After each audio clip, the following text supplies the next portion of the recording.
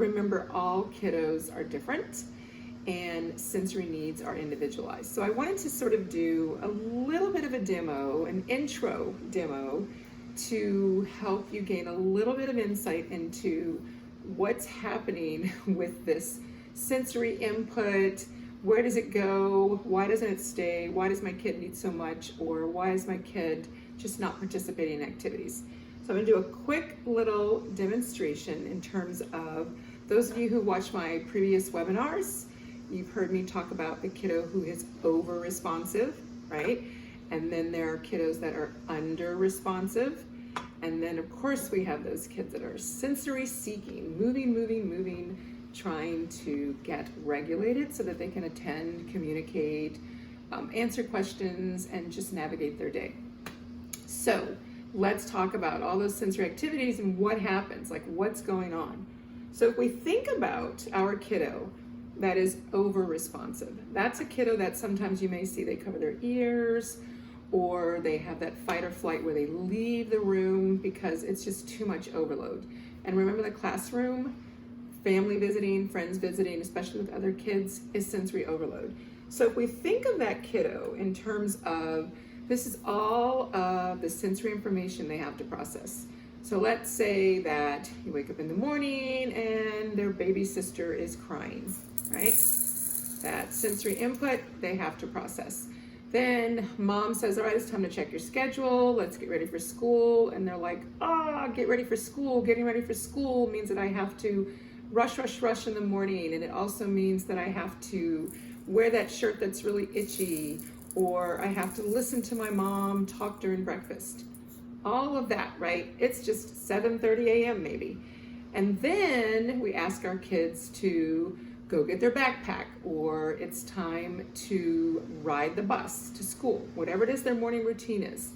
And every time they have to do something, process any information, they are just overloaded. They have a really teeny cup. And so we keep putting in more information for them to process, and they are just full. Their cup is full. They have nothing left to take in.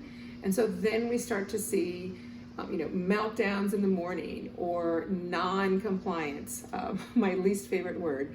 But the concept is that our kiddos they have a small cup and they can only take so much, right? Information to process at one time. So for those kiddos, we want to make sure that they have increments of time throughout the day to sort of re-regulate, right? To put in sensory input that's going to help them sort of get back to a little bit of balance, even though we're not always totally balanced with our sensory system, but it does help.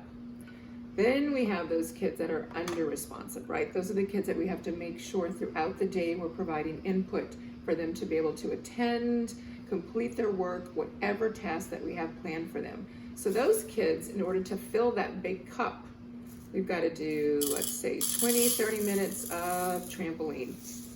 They're not quite ready for that math assignment, so let's go for a walk, do some heavy work, and maybe bring some reams of paper to the secretary.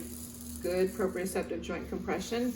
Oh, you know what? They're still not quite ready, so let's give them a bumpy seat to sit on while they're working, and they can move while they are working at their desk. And now their cup is almost full, right? So they're at pretty much a good state of regulation and organization where they can actually participate. That's where making sure you include all of those activities in their routine is super, super important. Then we have our kiddos that are sensory seeking, and it seems like it's never enough. Like, oh my gosh, how much sensory input do they possibly need? Their cup is not only very big, it's like double, triple, but there's a leak. And so let me explain that a little bit. And maybe leak's not the best term, but so for this kiddo, we can actually use this. This is their cup that needs to be filled, right? All this great sensory input, trampoline, heavy work, moving their body. Maybe sometimes you can do some deep pressure. It just depends on the kiddo. So you are putting all of this input in. Oops. You're putting all of this input in to get them ready for the activity. You keep trying to fill the cup, keep trying to fill the cup, keep trying to fill the cup, and you're like, oh, good. They are pretty regulated, and this is going to go really well. Well, guess what? When you say, all right, We're going to sit at our desk now and pick up our pencil.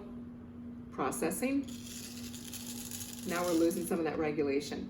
All right, the teacher's giving directions. Everybody look at me. Oh my goodness, Bobby's sniffing. Mary just got up to go to the bathroom. Have to process all that input. So what do we have to keep doing? We have to keep filling their cup, because every time they have to process, it's more work for them. So keep in mind, think of these little grains of colored rice in terms of sensory input that you have to process, right? And for kids with a small cup, it overflows very quickly. Sensory input to organize and get regulated. Child has a big cup, you just keep putting it in throughout the day, just like we feed ourselves so that we're not starving at some certain point.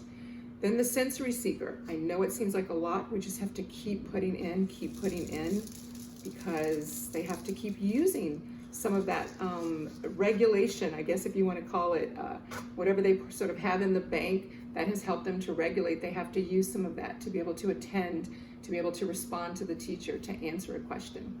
So just wanted you to think about this in terms of why it's important for our kids to get their sensory needs met throughout the day. The other thing that I want you to remember is, and I will talk about this in the next module, a kiddo can have a really small cup for auditory and a really big cup for vestibular. So there is no one size fits all. There's no, my child is only this, my child is only this, my child is this. There can be a combination across the 8 sensory systems. All right, I'll see you next time.